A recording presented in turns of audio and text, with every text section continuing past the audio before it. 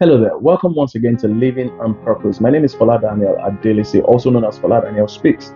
Today, I want to tell you that you can't lead if you can't dream. You can't lead if you can't dream. You need to understand that one of the great qualities of every leader is the ability to dream. And when I'm talking about dreaming, I'm not talking about sleeping and having illusions or hallucinations or things that are stored up in your subconscious coming back to your consciousness. That's not what I'm talking about. I'm talking about your ability to see far, your ability to see ahead of other people, your ability to envision, your ability to create new ideas. That's what I'm talking about. It is visions and dreams that will stand out every leader.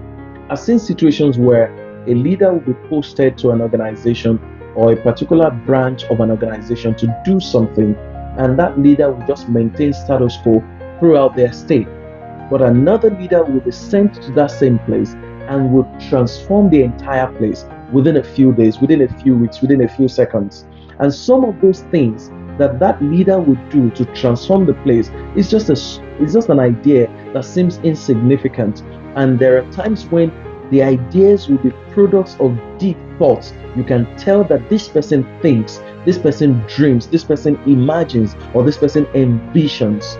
When others are stuck, leaders who dream will not be stuck because they can envision their way out of a crisis. Leaders who dream will not be stranded because they can envision their way out of that dead situation, out of the terrible situation. So you need to be able to dream. You need to be able to envision. You need to be able to also communicate the dream and the vision. One major ability that you need as a leader is to be able to dream. So when you dream, you must now move on to the next one, which is ability to sell the dream to the people, to convince the people about the dream, to communicate the dream to them. There are people who have dreams, but the reason they can't execute those dreams is because they cannot communicate the dreams.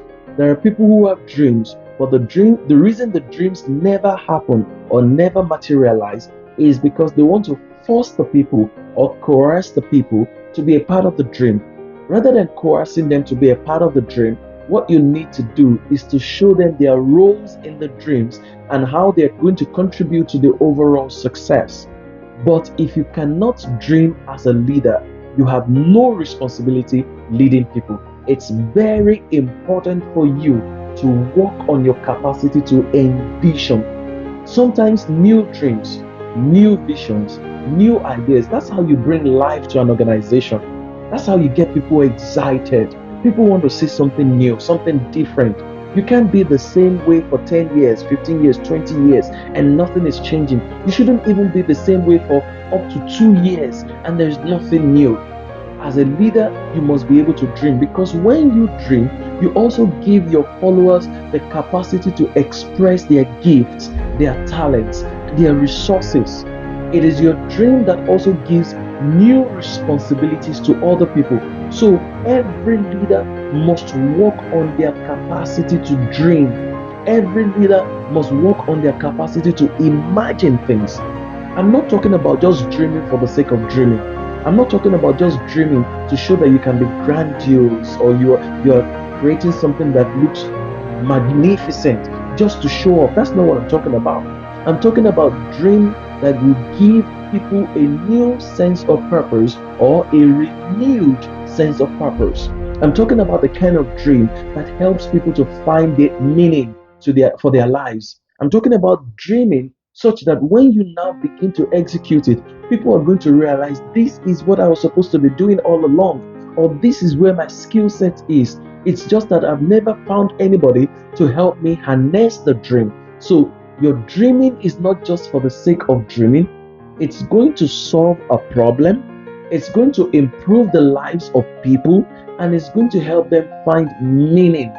It's going to help them find a new sense of purpose. So, that's what your dream does to people.